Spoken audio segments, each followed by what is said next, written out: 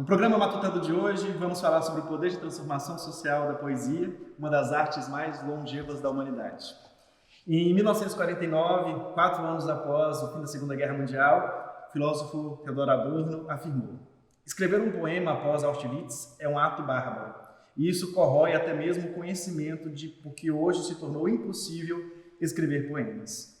Diante da reificação da humanidade, parece de fato não haver mais lugar para as obras da arte e da cultura. Para conversar sobre essa questão e outras, recebemos hoje o poeta e professor Gilberto Mendonça Teles, que, em 1955, publicou sua primeira coletânea de poesia. E desde então tem publicado mais de 20 obras de poesia publicadas.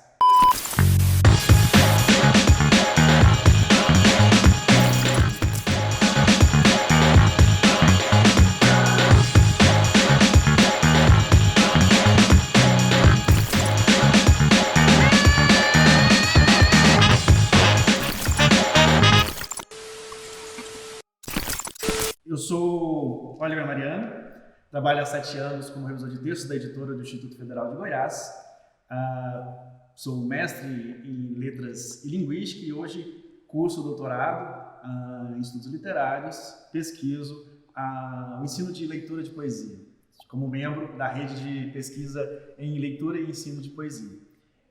Recebo hoje o professor Gilberto, que é um renomado poeta e crítico literário, faz parte de importantes associações literárias no país, entre elas a Academia Goiana de Letras.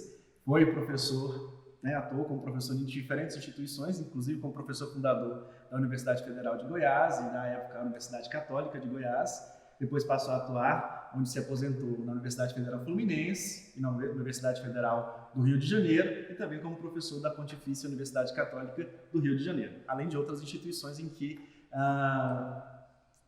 ministrou conferências, cursos, como professor convidado, como pesquisador convidado. Tem publicações importantíssimas, como Vanguarda Europeia e Modernismo Brasileiro, que já está na 21ª edição, e também uma publicação de referência nacional, como o estudo que o professor fez do seu doutorado sobre Carlos Drummond de Andrade. Sua obra também tem uma obra de bastante fôlego, que foi publicada há pouco tempo, Defesa da Poesia, em que ele reúne vários escritos ao longo de séculos que trataram dessa arte. Oliver, me honra bastante de falar com vocês aqui no Instituto Federal de Educação. É isto? Instituto Federal de Educação. Conhecia bem, como eu disse agora há pouco, a reitora. Eu tinha um bom contato com o Instituto na cidade mineira de Montes Claros, cidade mineira de Montes Claros, que a universidade lá se chama Unimontes. E lá eu tive chance de visitar, também ser levado para o Instituto Federal que eles têm por lá. Então, a minha alegria de retomar aqui, como eu disse agora há pouco, a ponta mais antiga da minha relação com a literatura, com a poesia. Porque se eu leio, se eu venho lendo e brincando de poesia a partir dos 12 anos, eu tenho poemas, há um livro chamado Aprendizagem, que foi publicado em 2014. Esse livro, eu juntei os poemas que eu nunca publiquei em livro. Era o seguinte: quando eu fui organizar Alvorada, eu já tinha mais ou menos uns 100 poemas. Então tirei 50, selecionei um pouco para Alvorada.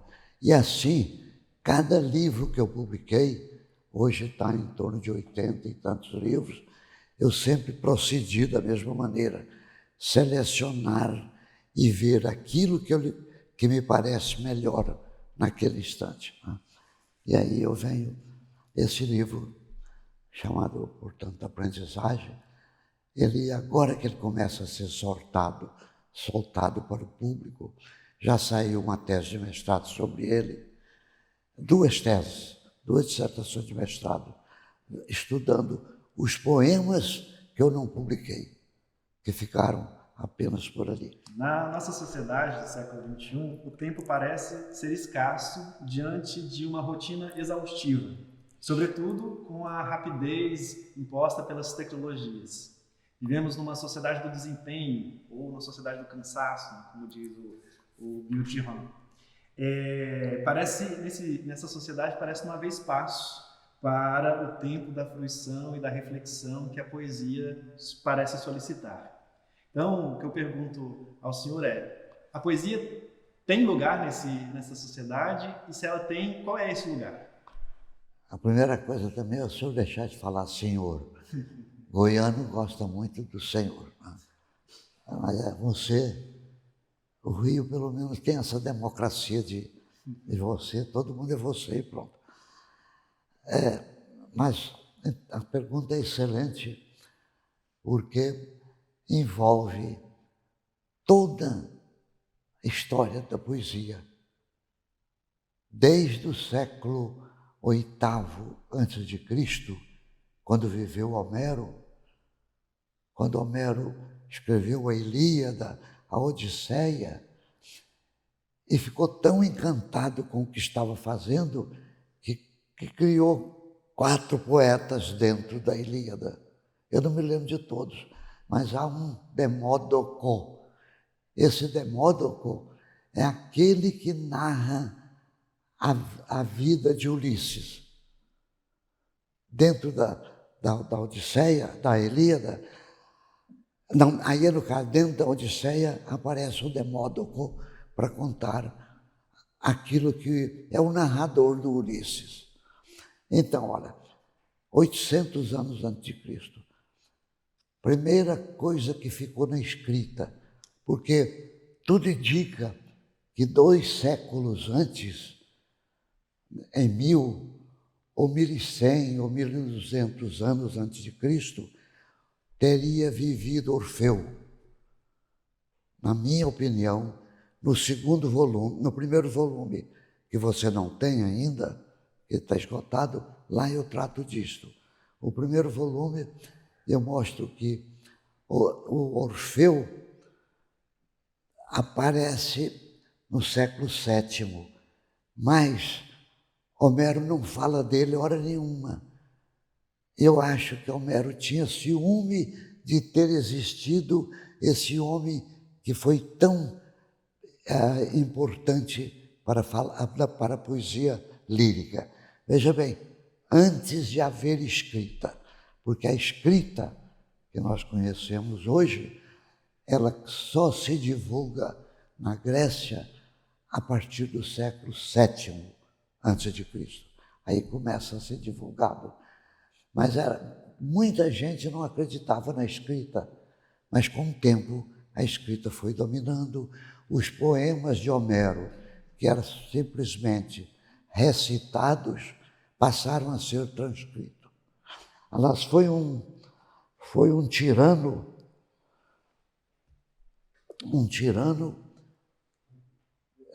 pai de um rapaz chamado Hiparco, é que graças a esse Hiparco gostar de poesia, que ele mandou coletar em toda a Grécia tudo o que havia sobre Homero, porque não havia uma obra, havia trechos da obra, episódios narrados na Ilíada, narrados na Odisseia.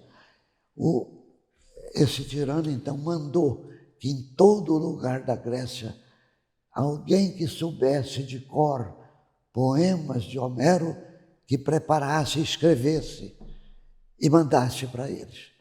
Aí escreve-se, pela primeira vez começa a escrita ficar, a Ilíada e a Odisseia começa a ser escrita. Por aí, a sua pergunta já começa a ser respondida. Olha, a importância que Homero, os escritores, os que recitavam, por que eles faziam? Era pelo gosto só de contar uma história da guerra de Troia, ou ao contar essa história, ele está mostrando que os gregos estavam aprendendo a ser gregos. A comunidade grega já começava a existir, que era preciso que a comunidade também aprendesse a escrever. Tudo isso e mais muitas outras coisas são pedaços do lado, digamos, da sociologia da literatura, da sociologia primeiro da poesia. Porque o que era a poesia? Era contando a história da Guerra de Troia. A Guerra de Troia terminou, houve 7 guerras, a última terminou 1.200 anos antes de Cristo.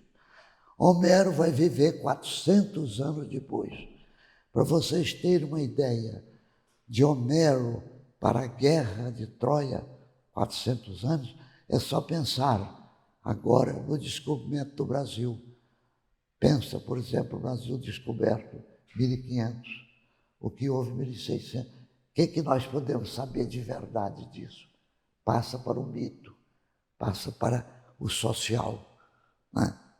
A história vai inventando também isso. Pois Homero viveu 400 anos depois. Então ele ouviu contar as histórias e contou à sua maneira. E no século VI, 400 anos depois dele, a Ilíada foi escrita, a Odisseia foi escrita. Aí já havia uma escrita na língua portuguesa, na língua grega. Então, o lado social há um outro detalhe antes de voltar a falar isso. Os pré-socráticos, quem estuda a literatura clássica dos gregos, encontra um grupo chamado pré-socráticos.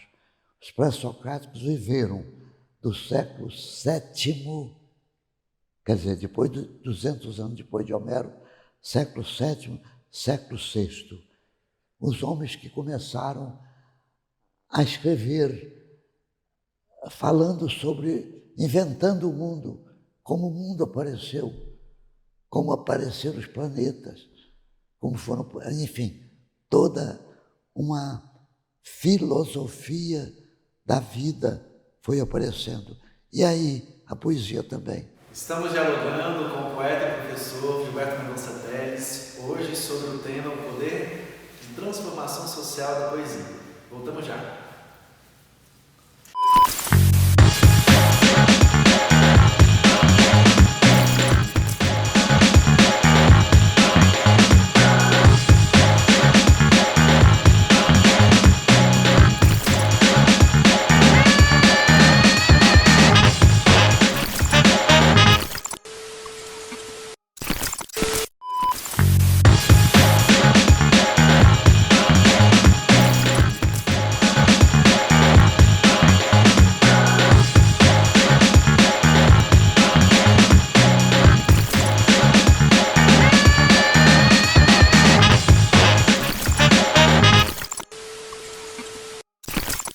No bloco anterior, nós conversamos com o professor e poeta Gilberto Mendonça Teles sobre o tema o poder de transformação social da poesia. Continuamos agora com a nossa reflexão. Entre os pré-socráticos está um,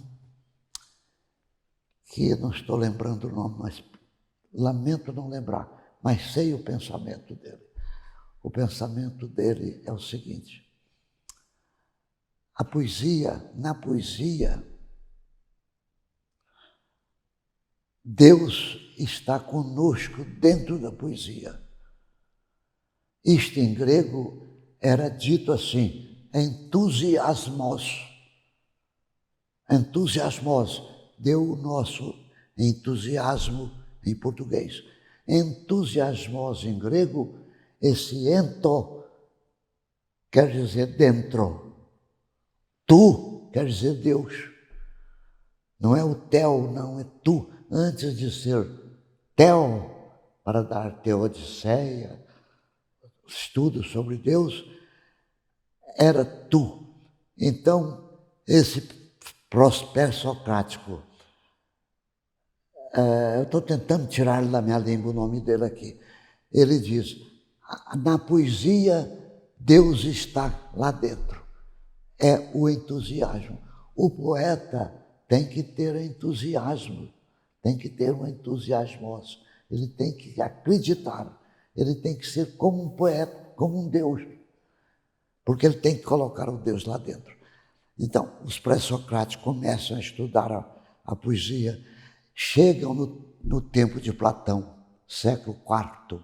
No século IV, Platão faz o pior que é, estuda bastante a poesia, mas depois diz o seguinte, ela não tem função social, não há função social na poesia, mas é uma obra de Platão, e foi aí que eu me vali disto do próprio Platão para provar a necessidade da poesia.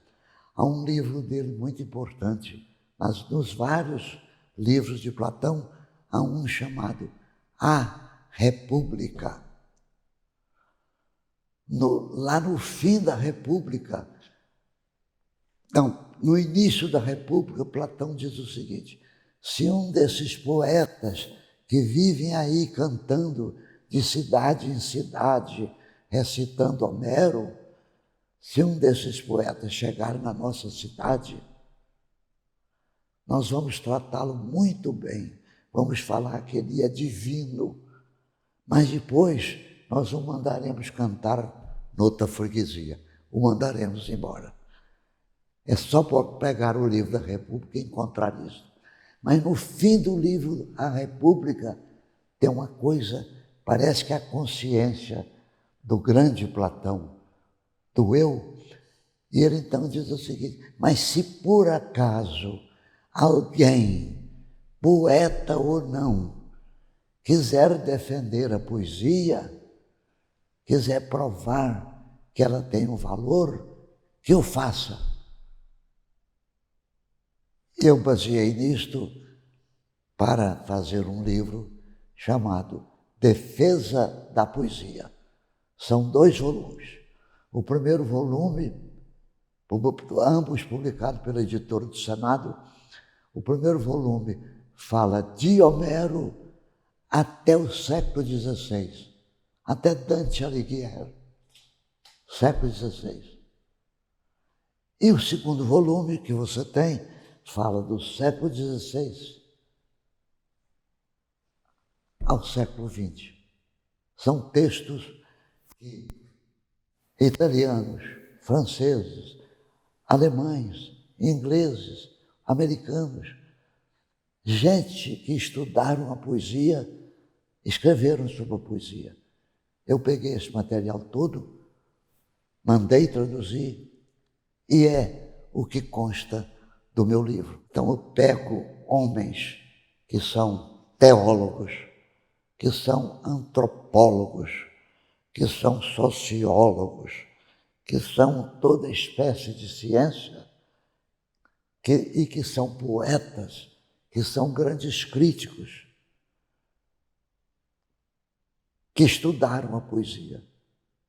E isto constitui a matéria do meu livro. Portanto, Oliver, o que eu quero dizer é que a poesia, ela tem por trás de si um viés social. Ela pertence a uma comunidade, começa por aí. Essa comunidade é social. Dessa comunidade aparecem gente, rapazes, homens, mulheres, que se enternecem pela poesia. O amor se desponta neles, nas pessoas, e despontando, eles começam a lembrar de poetas que leram na escola. Castro Alves, Cassimiro de Abreu, Olavo Bilac, enfim. Aí encontra um poema falando de amor. Muitas vezes o poema leva a casamento, ou não. o lado social está imbricado, está determinando sempre. E depois, a poesia, essa pessoa escreve o poema, acaba publicando, entra num outro viés social, que é do editor, que está lá fazendo. Enfim, se a gente observar, em todos os momentos da vida social, está lá alguma coisa da poesia. Mas é claro, existem os que não gostam da poesia, mas eles morrem sem gostar da poesia. E os que gostam acabam ficando, porque às vezes o nome dele aparece no poema. O que eles escrevem começam a ser divulgado, começa a aparecer. O lado social vai empurrando isso também. No programa de hoje, nós matutamos com o poeta e professor Gilberto Mendonça Teles sobre o tema, o poder de transformação social da poesia.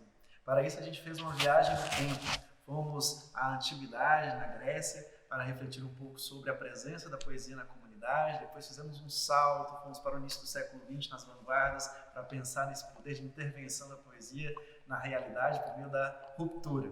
Foi um prazer recebê-lo hoje aqui no nosso espaço de diálogos do Matutando, Círculo de Culturas e Poder, aprofundar um pouco, aprimorar nossa reflexão sobre esse tema, o poder de transformação social da poesia. Muito obrigado por você ter compartilhado conosco um pouquinho do seu conhecimento, de sua experiência como poeta, como professor e como crítico. Eu agradeço realmente esse contato com o Instituto e que termina com essa bela entrevista, mais bela pelas perguntas do que pelas respostas. E agradeço a vocês que colaboraram para que desse certo tudo. Então, o meu carinho de agradecimento a você que se cuidou da publicação dos livros por aí. É só isso. Obrigado. Na segunda parte do Matutando, nós vamos continuar discutindo com o professor Gilberto Mendonça Teles sobre o tema, o poder de transformação social da poesia. Acompanhe.